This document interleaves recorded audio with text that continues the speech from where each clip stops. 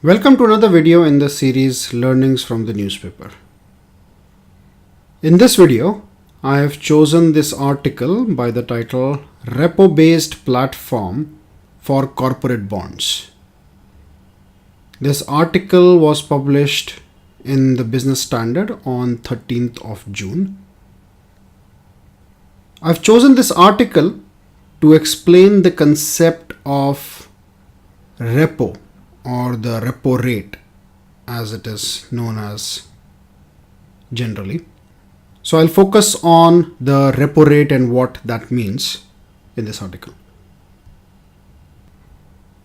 So the article reads, the National Stock Exchange NSE, this is a stock exchange in India, has launched a tri-party repo market platform that will give a fillip to the demand for corporate bonds and provide liquidity boost to the debt segment of the bourse.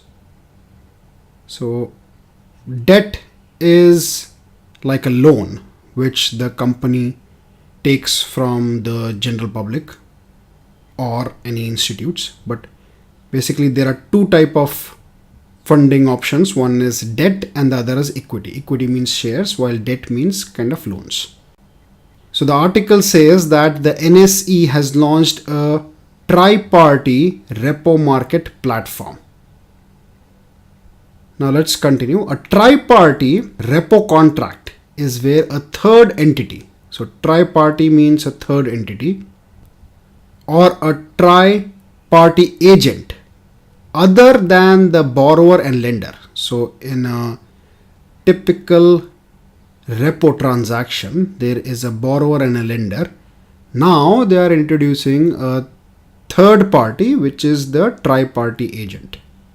So the tri-party agent acts as an intermediary for two parties dealing in repo transactions. So NSE will act as the tri-party agent and through an online web-based platform. So this is the platform that it has launched. Online web-based platform.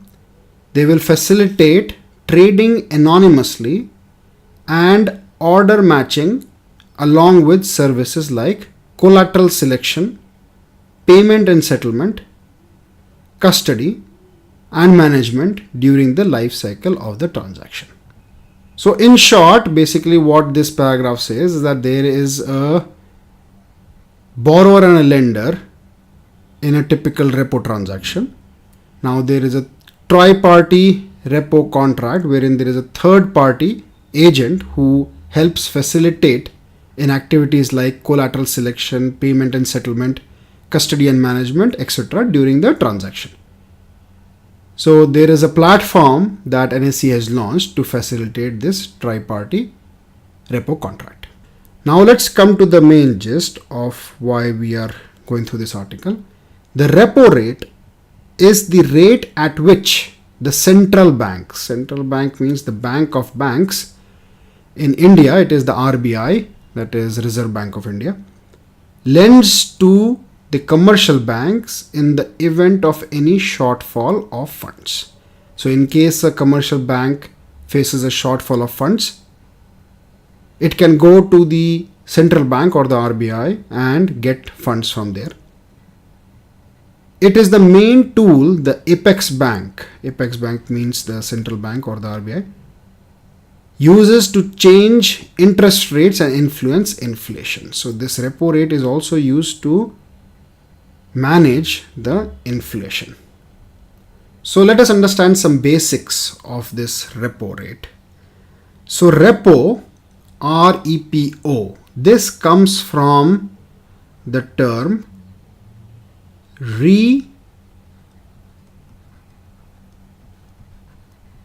repurchase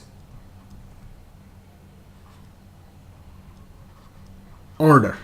So rep and O. So this term repo comes from repurchase order. So basically, banks or the commercial banks are required to maintain a certain amount of minimum funds with them at all times to avoid the risk of running out of money. So basically what the banks typically do is that whatever funds are deposited with them by the general public, like your fixed deposits, saving accounts, etc., they take that money and lend it to the people who need loans from them. However, in order to avoid a situation where they lend more, and if an investor comes and says that I want to liquidate my FD premature, then they should have funds to pay him back. So in order to maintain that minimum safety, the RBI or the central bank requires all the commercial banks to maintain a certain minimum amount of funds in their banks. Now, if they run out, or in case they need more money for lending, the banks can get short-term funds by selling the government securities to RBI. So if the banks or the commercial banks want money, they can sell government securities to RBI. So when they sell it to RBI, they get a certain amount. So let's say this is a commercial bank,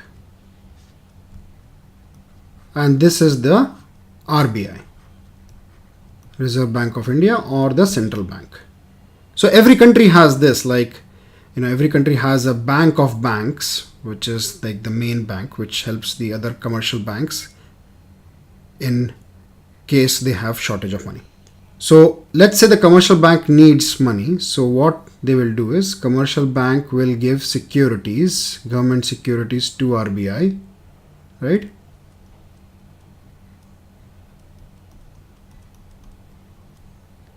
And RBI will give funds to the commercial bank.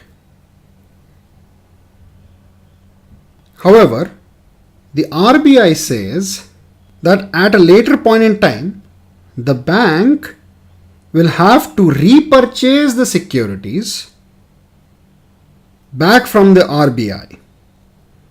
So the securities which were given to RBI, that has to be repurchased by the commercial bank.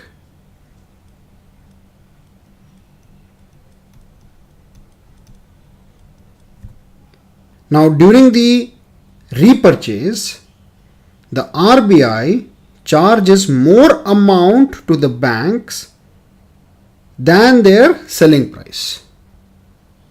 So let's say originally when the securities were given to RBI and RBI gave funds, so let's say each security was costing 100 rupees. Now when the commercial bank repurchases the securities, it has to pay funds to the RBI, and the funds that it has to pay for each security, let's say, will be 110 rupees. So the difference of these two prices expressed as an annualized percentage of the selling price. Selling price was 100. Is known as the repo rate. So in our case, the difference is 110 minus 100, which is equal to 10 rupees. Let's say this is also the annualized rate. So the repo rate will be 10 divided by the selling price, which is 100, which is equal to 10%.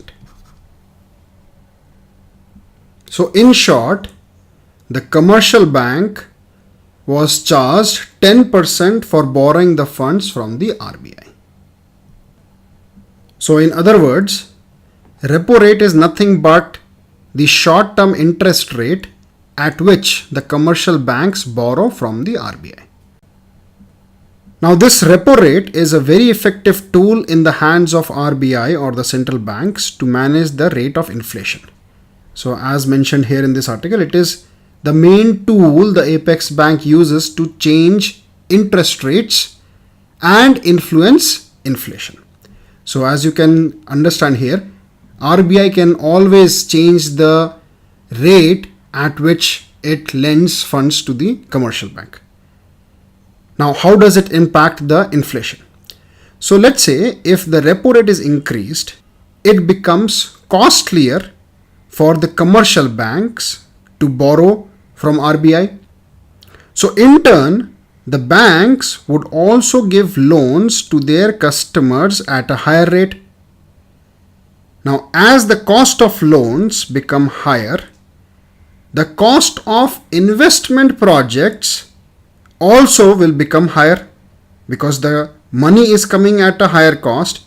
So in order to make profits, they will have to generate higher profits, right? Now, this will make the investment projects unviable because sometimes the price that the customer can get from the market for their products is limited. So if the loan becomes costlier, then their project may become unviable. For example, if we were to set up a factory using the money borrowed from a commercial bank, then let's assume that the cost of setting up the factory is rupees 100.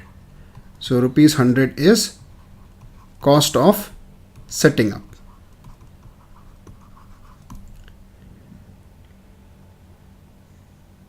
Now, if I do it at rupees 100, I'll be able to make rupees 110 as my earnings by selling the product which I am manufacturing in the factory.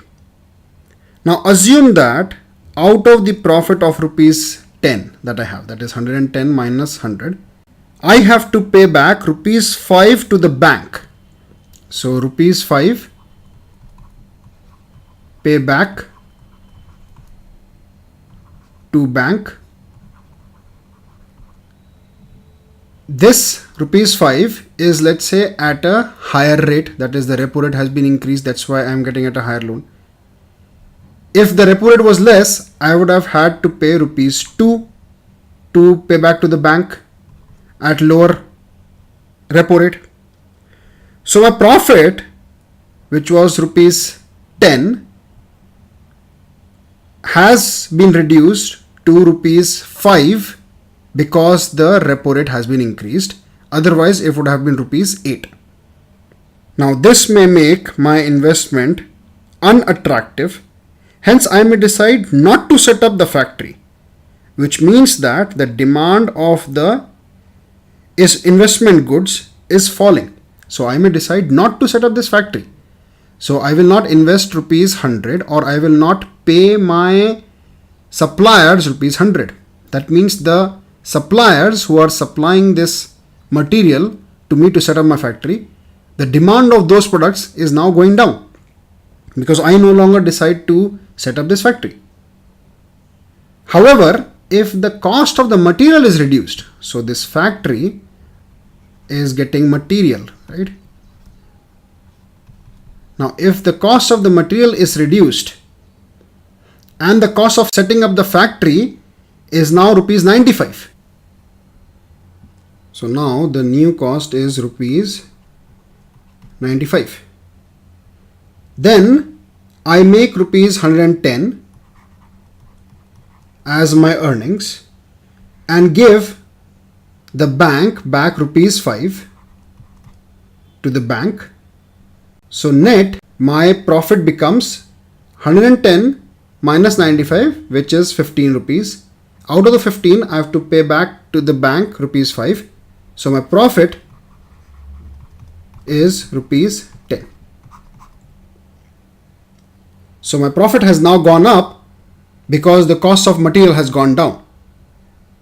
So if the cost of material has gone down, what that means is the inflation is down.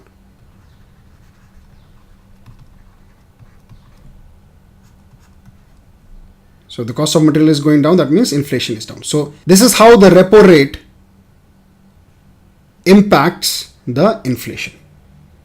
So the article now continues to talk about the platform which has been built for the tri-party arrangement. So let's look at the next paragraph.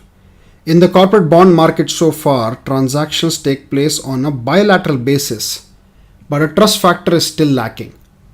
Under the tri-party repo market platform, a company can pledge bonds and borrow against the security, with a tri-party agent acting as a guarantor. Managing Director and Chief Executive Officer of NSE Vikram Liame said, the corporate bond market in India needs to improve liquidity, as a holder typically ends up keeping the security till maturity. Repo on corporate debt provides an opportunity to borrow against securities and offers short-term liquidity to its participants. So I'll stop here, and I hope now it is clear what is repo rate and how it impacts the inflation.